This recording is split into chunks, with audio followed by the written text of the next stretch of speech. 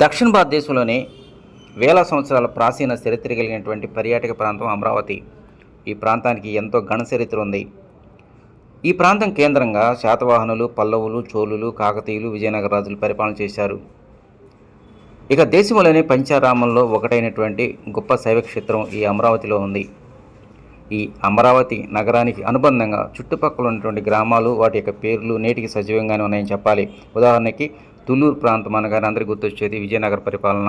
అదేవిధంగా తుళ్ళూరు గ్రామాలకు ప్రక్కన ఉన్నటువంటి రాయపూడి కావచ్చు, అదేవిధంగా ఉద్దండాయపాలెం, ఇవన్నీ విజయనగర పరిపాలనా కాలంలో అలనాడు శ్రీకృష్ణదేవరాయల పరిపాలన గుర్తు చేస్తూ ఉంటాయి. ఇక కృష్ణా నది తీరాన ఉన్నటువంటి ఉండవల్లి గుహలు అంటే మనందరూ గుర్తొచ్చేది బౌద్ధ మతానికి సంబంధించినటువంటి ఆనవాళ్ళు. ఇట్లా రాజధాని ప్రాంతంలో ఉన్నటువంటి 29 గ్రామాలకు సంబంధించిన చరిత్ర అనేటువంటిది నేటికి సజీవంగానే ఉన్నాయి.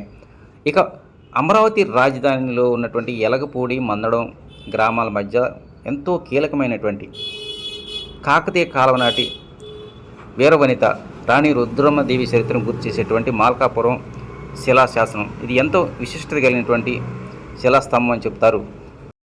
మంగళగిరి నుంచి 12 కిలోమీటర్ల దూరంలో, అదేవిధంగా మందడం గ్రామ శివారులో ఉన్నటువంటి మల్కాపురంలో 15 అడుగుల ఎత్తులో ఉన్నటువంటి నల్లరాతి శిలాస్తంభం ఇది. ఈ స్తంభంపై తెలుగు, సంస్కృత భాషలో 182 లైన్లో అలనాటి రాణి రుద్రమ్మదేవి గురించి, అదేవిధంగా విశ్వేశ్వర గోళి మఠానికి ఇచ్చినటువంటి భూదానం గురించి స్పష్టంగా చెక్కబడింది.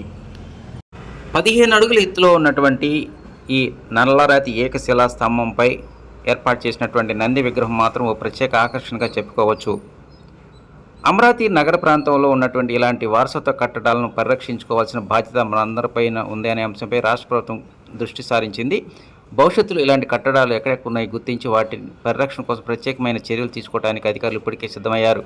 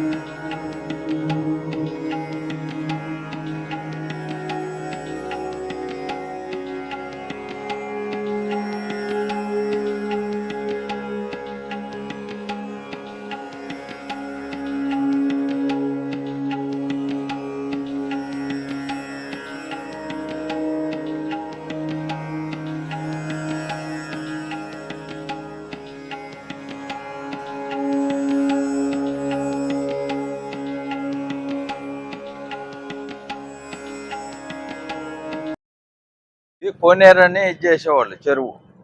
దీంట్లో రాణి రుద్రమాదేవి వచ్చి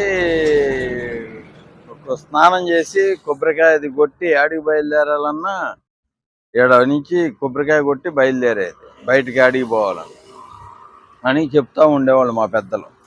అప్పుడు ఇప్పటికి అంతపాటికి మనకి తెలుసు.